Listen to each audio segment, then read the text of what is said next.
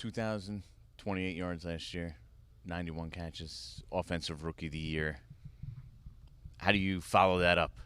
My mindset is the way that I get better is attacking every day, trying to find a way to get better in my game, being a better runner, catching the ball, just whatever I can do to help my team win games. And it's not so much about just, rushing for more yards, scoring more touchdowns. If that's necessary to help my team win, then I'm willing to do that. But if it's not the case, just wherever I don't, no one knows what it is yet, but wherever it is to help my team win more games is what I'm willing to do. So you have that kind of year. You go into the offseason now. What do you concentrate on, knowing that you had that success with everything you did last year? Well, with me, I'm real picky with myself, and I study a lot of the greats, whether it's basketball players, football players, golfers, and something they're never satisfied. They always try to find something to get. Yes, Brooks Koepka is your guy, right? Yeah, exactly. They always try to find something to get better at. And me, I just try to find every part of my game where I can evolve, because I know that I'm such a young player and I can take it to another level in so many areas. And even when I'm at that year 8, year 10, you still can improve and still get better. So I'm always going to try and find ways to get better and improve my game. I heard you're bigger and stronger. Shep even told me it took 5 guys to hold you down to do some hamstring curls. Yeah. Is there any truth we were to that? doing like a hamstring thing, and where you go down and come back up, and a couple guys were struggling to hold me down. So I guess you could say I'm a little bigger and stronger. You feel stronger though, or did you yes. put on weight, or no? How do you know? No, I didn't. No, I didn't. I'm actually, I guess you could say 2 pounds or a pound lighter. I was playing like 230, 231 last year.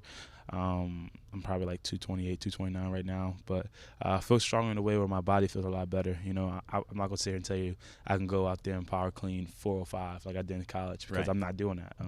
I'm just doing little things to focus on specific movements that translate to the football field. Instead of doing wide grip bench, I'm doing close grip bench, because there's never a time in football I should be out here blocking like that. I should always be nice and tight. So little things like that, which I did a great job with Ryan Flaherty, and which we do a great job here with Coach Wellman and the staff. So you put up these numbers, right, last year. How do you follow that up? Like, what's realistic? You went over 2,000 last year. What's realistic in that? For me, it's not even so much about the stats. Don't really care.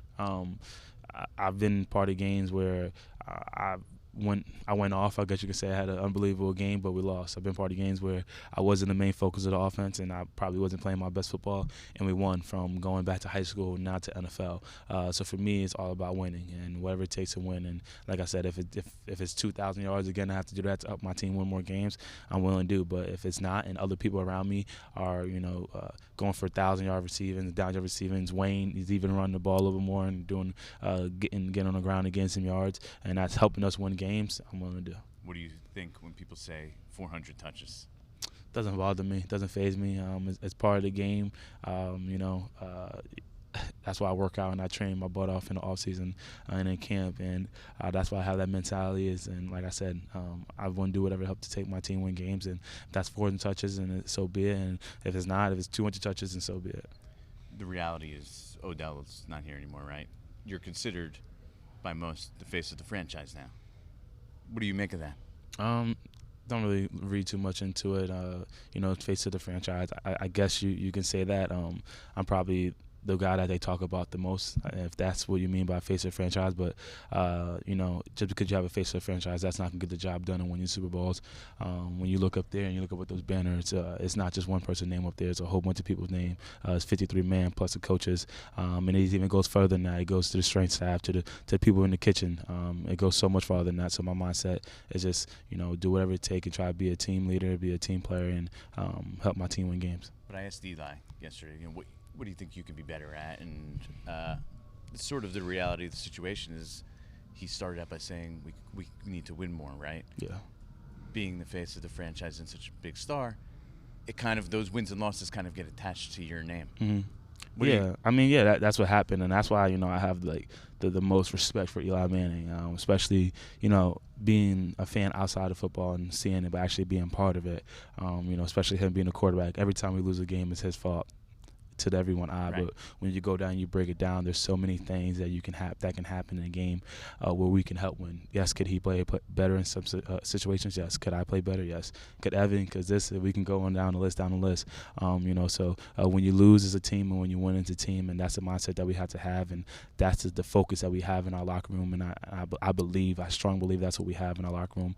It's people that believe in the team and believe in the system. And I think, when you have a team that's so surrounded with each other and full with great character guys, and put all our 4 core values that we have, and coming out and be able to finish games better than what we did last year, I believe the sky can be the limit for us. Flip side of that is when you're the guy who has that responsibility, you usually get paid. You're the big money guy. Mm-hmm. You're going against the guy this week, other side of the field, just got paid. You're a running back. You obviously keep an eye on these things. Mm-hmm. Ezekiel Elliott is the highest paid running back in the league now. Mm-hmm. You see him on Sunday. What do you say to him? Congratulations. I think it's awesome. Not only just because he got paid, but you don't want to see a guy like that who's so talented sit out a year, like what happened the year before with Le'Veon Bell. I'm really excited to see Le'Veon Bell get back on the field this year.